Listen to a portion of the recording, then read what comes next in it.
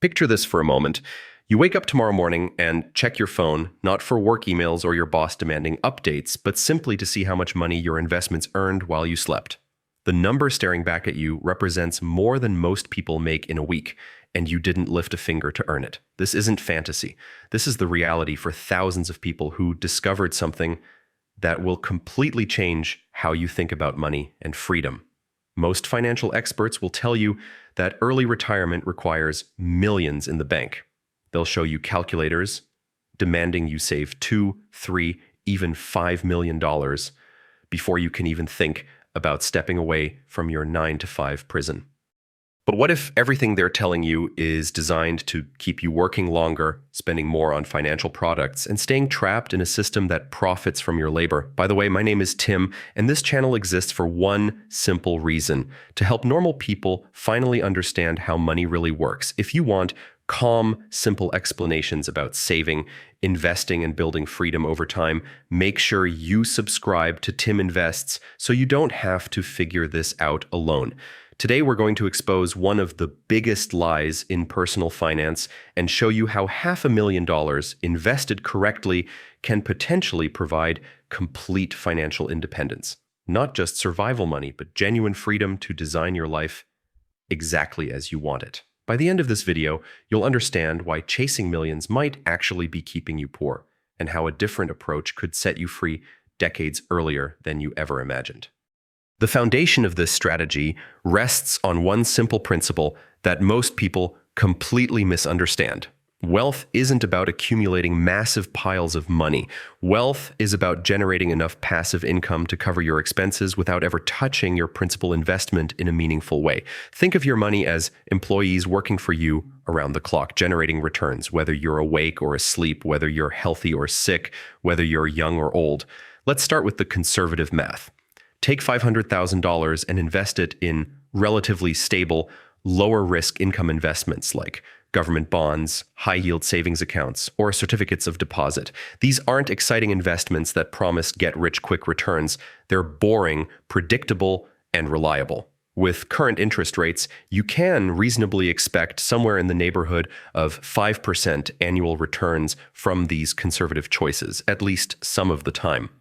5% of $500,000 equals $25,000 per year. That breaks down to just over $2,000 every single month deposited into your account without you doing anything to earn it. Your money works harder than most people do at their jobs, generating income while you sleep, travel, spend time with family, or pursue passions that have nothing to do with making money.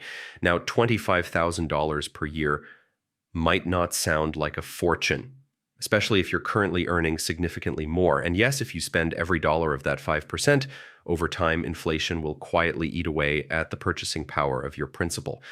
But here's where the framework becomes powerful. You've separated your time from your income. You're no longer trading your most precious resource, time, for money. Every hour of every day belongs entirely to you. No commute eating up your mornings, no boss demanding your attention. No meetings that accomplish nothing. No stress about layoffs or office politics or climbing corporate ladders that lead nowhere. But the story gets even better when you're willing to accept slightly more risk for potentially higher returns. A balanced portfolio mixing stocks and bonds can reasonably generate around 7 to 9% annually before inflation over long periods. History shows us this isn't wild speculation, it's what broad markets have roughly done over decades. Now, here's the important nuance most people miss. You don't have to spend that entire return. If your portfolio averages 8% and you only withdraw, say, 4% to 5% per year, you leave room for inflation, bad years, and volatility while still giving your principal a chance to grow over time. On $500,000, a 4% withdrawal rate is $20,000 a year. At 5%, it's $25,000. If your long-term returns sit closer to 7, 8, or 9%, that gap between what you earn and what you spend is what allows your wealth to survive and even grow. Suddenly, we're talking about a lifestyle that goes far beyond, I'm going to run this pile down to zero and hope it lasts. You could travel more modestly, support causes you believe in, invest in relationships, or pursue creative projects that fulfill you rather than pay you. And if you're willing to be more aggressive and accept more risk, your withdrawal rate can move up. But that comes with trade-offs that we'll keep in mind as we go. Here's where this approach becomes truly revolutionary. Traditional retirement planning assumes you'll gradually spend down your savings until you die, hoping the money lasts longer than you do. It's a strategy built on fear and scarcity, constantly worrying about running out of funds. But when you aim to live primarily off your investment returns and only touch principal very cautiously, your money no longer feels like a ticking time bomb. In many scenarios, if you consistently withdraw less than your portfolio generates, your wealth can actually grow over time while still providing financial freedom. This means your money can become something close to immortal. It can outlive you and be passed to future generations who inherit not just wealth, but the foundation for their own financial independence. You're not just buying your freedom, you're potentially creating generational wealth that compounds across decades. The biggest obstacle to achieving this level of independence isn't earning more money, it's spending less money. This is where most people's dreams of financial freedom crash into the reality of their lifestyle choices. The person who can live comfortably on $3,000 monthly is infinitely wealthier than someone requiring $10,000 monthly, regardless of how much either has saved. Consider the mathematics of lifestyle inflation. If your monthly expenses total $2,500, including housing, food, transportation, insurance, and entertainment, and you can reasonably withdraw around 4 to 5% of your portfolio each year, you're in striking distance of freedom with roughly $500,000 to $750,000 invested.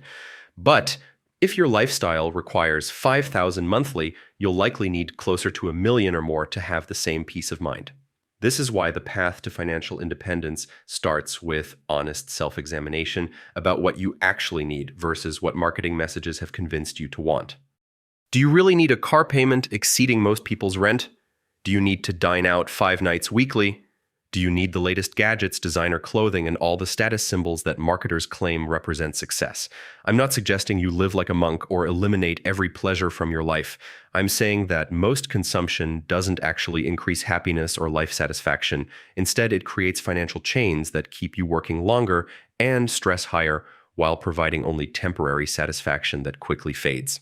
Let's examine a realistic scenario. You're single, you own your home without a mortgage, and your monthly expenses, including property taxes, insurance, utilities, food, and reasonable entertainment, total $2,500. If you had $500,000 invested and you aimed for a 4 to 5% withdrawal rate, you're somewhere in the range of $20,000 to $25,000 a year. Combine that with even a small amount of part-time income, or eventually Social Security, and suddenly the math becomes very workable.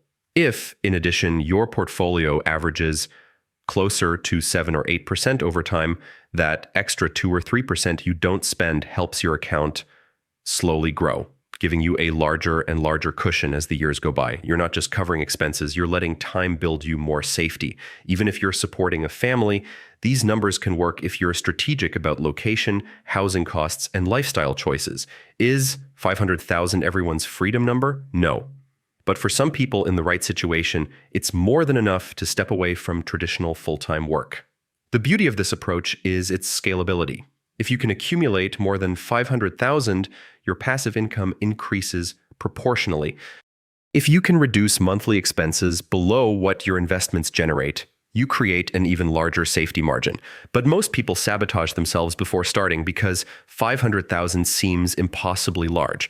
What they miss is that wealth building isn't about making one enormous leap. It's about consistent progress over time. If you can save $2,000 monthly and invest it, you'll reach $500,000 in approximately 18 years at a moderate rate of return. That might feel like forever when you're starting, but consider where you were 18 years ago. Time passes regardless of whether you're building wealth or staying financially trapped. And you don't need to save $2,000 from day one. Maybe you start with $500 monthly and gradually increase as your income grows. Maybe you get serious about cutting expenses and discover you can save more than you ever imagined. Maybe you develop a side income stream specifically dedicated to funding your freedom account. The point is, this isn't fantasy reserved for lottery winners or trust fund babies.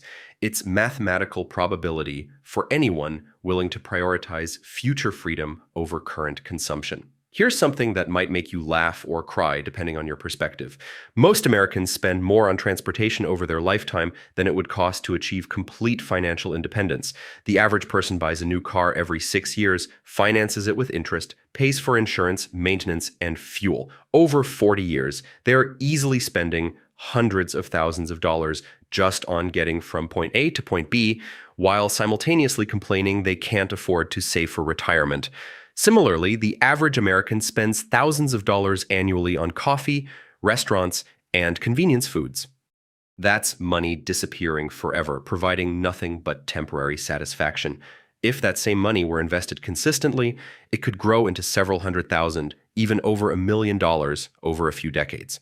I'm not saying you should never enjoy a good meal or quality coffee. I'm saying most people unconsciously choose temporary pleasure over permanent freedom without realizing they're making that choice. Once you have 500,000 generating passive income, everything about your relationship with work and opportunity changes. You're no longer desperate. You're not trapped in jobs you hate because you need the paycheck. You're not making financial decisions from fear or scarcity. This psychological shift changes everything about how you approach life. Maybe you've always wanted to start a business, but were too afraid to give up steady employment. When your investments cover basic expenses, you can afford that risk. Maybe you want to return to school or learn new skills. When you're not worried about paying rent, you can invest in yourself without crushing pressure for immediate returns. Or maybe you simply want to travel and experience the world while you're young enough to fully enjoy it. This is what real wealth looks like. It's not about impressing others or displaying status symbols. It's about having choices. It's about saying no to things that don't serve you and yes to things that do. It's about designing your life according to your values rather than your bank account balance. Now, I know some of you are thinking about inflation. Won't rising costs make that passive income less valuable over time? It's a valid concern that's actually built into the strategy when implemented correctly. If you're generating, say, 7 to 8% returns annually, but only spending around 3 to 4% of your portfolio's value each year, the remaining growth helps your investments keep up with and often outpace inflation over the long run. Your principal gradually increases, which means your passive income gradually increases too.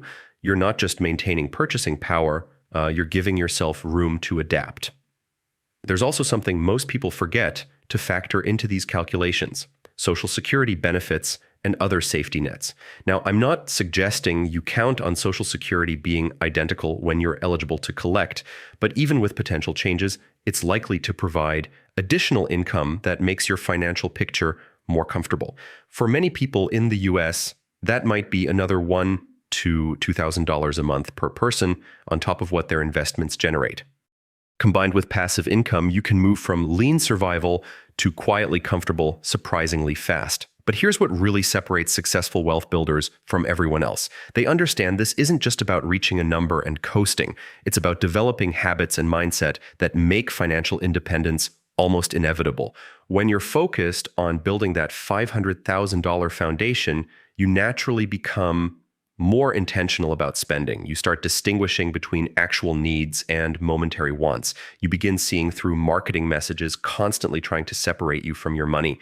You develop immunity to lifestyle inflation. Most people, as soon as they earn more money, immediately spend more money. They upgrade apartments, buy fancier cars, eat at expensive restaurants. Their expenses rise to meet their income, which means they never actually get ahead. They're just running faster on the same treadmill. But when you're building toward financial independence, every dollar has purpose. You're not depriving yourself of everything enjoyable, but you're making conscious choices about where money goes. You understand that every dollar not spent on something temporary can work for you permanently.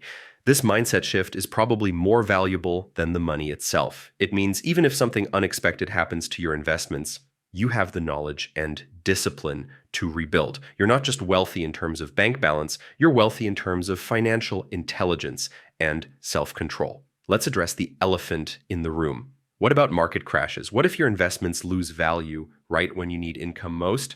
These are legitimate concerns, which is exactly why diversification and conservative withdrawal rates are crucial. If you're only withdrawing a small percentage of your portfolio's value annually, and you're diversified across different investment types, you can weather most market storms without panicking and selling at the worst possible time. During tough years, your account balance might decrease, but you're still generating some income. During good years, your account balance grows, giving you a buffer for inevitable downturns. This is vastly different from traditional retirement approaches where people slowly spend down savings and hope they don't run out of money before running out of life. When you're living off a sensible slice of your returns rather than constantly draining principal, temporary market volatility becomes much less scary. The truth is most people will never achieve this level of financial freedom, and it has nothing to do with their ability to earn money. It has everything to do with their relationship with money.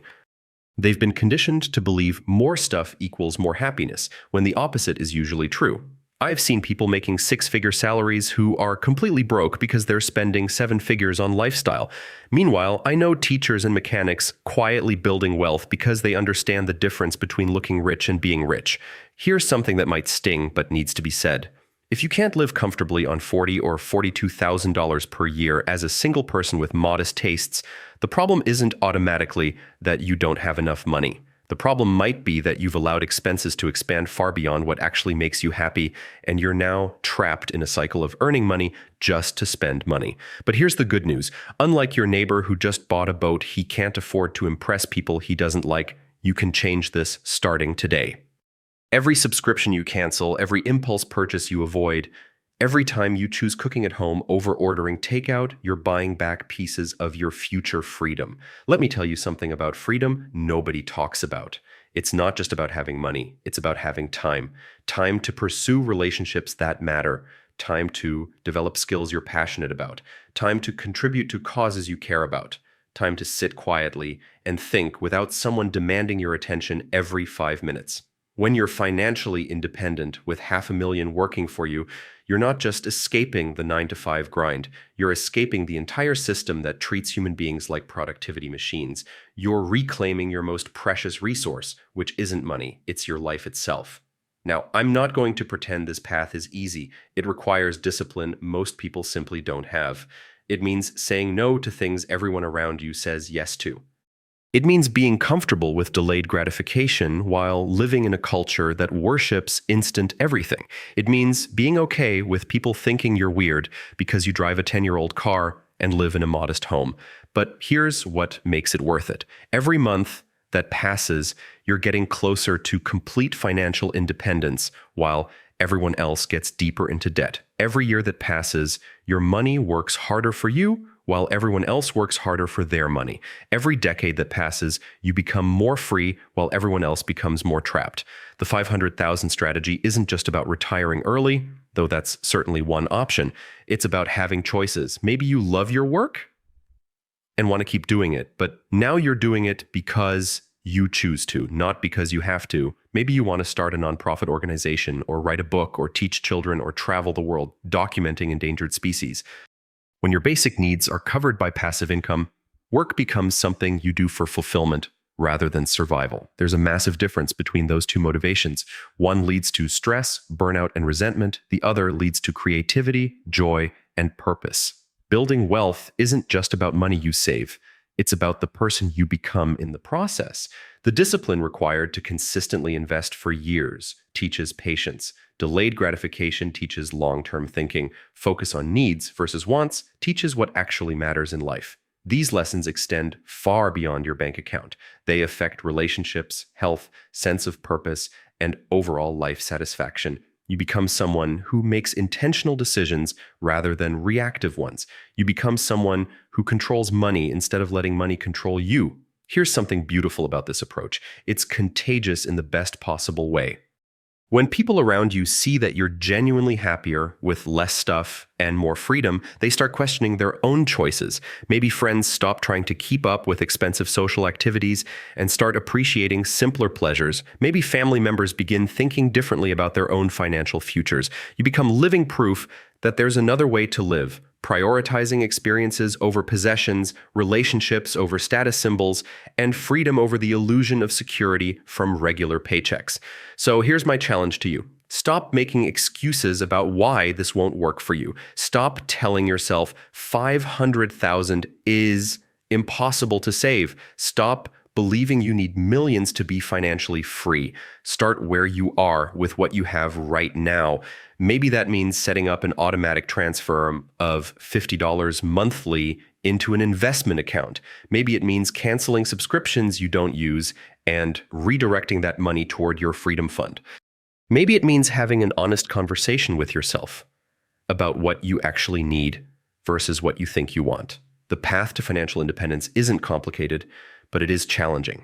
It requires thinking differently, acting differently, and living differently than most people around you. But the reward isn't just money in the bank. The reward is a life lived on your own terms with time as your most abundant resource and freedom as your daily reality.